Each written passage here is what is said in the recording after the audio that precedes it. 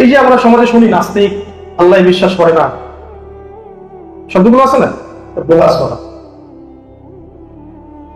কারণ আল্লাহ তো কোরআনে বলেছেন ওয়াইদা রাকিবু ফিল ফুলক দা'উ আল্লাহ মুখলিসিনা লাহু দ্বীন। যখন তারা কি করে, সমুদ্রে সফর করে এবং সমুদ্রে ঝড় আসে, এমন হয়েছে কখন অভিজ্ঞতা? নদীতে বা সাগরে ঝড় আসে, উথাল পাথাল শুরু হয়, নৌকা বা জাহাজ, বৃষ্টি ঝড়, বড় বড় ঢেউ। দা'উ আল্লাহ মুখলিসিনা লাহু দ্বীন, তখন তারা আল্লাহকে ইখলাসের সাথে ডাকে।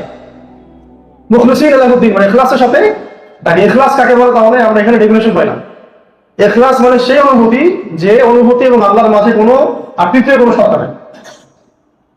ইখলাস হচ্ছে এমন অনুভূতি, যে অনুভূতি এবং আল্লাহ পাকের মাঝে তৃতীয় কোনো সত্তা নাই। ঠিক যেমন ভূমিকম্প শুরু হওয়ার সময় আমাদের হয়েছিল, লা ইলাহা ইল্লাল্লাহ লা হাওলা ওয়ালা কুওয়াতা ইল্লা বিল্লাহ, এই তো, এছাড়া আর কিছু করার ছিল? কিছু করার নেই।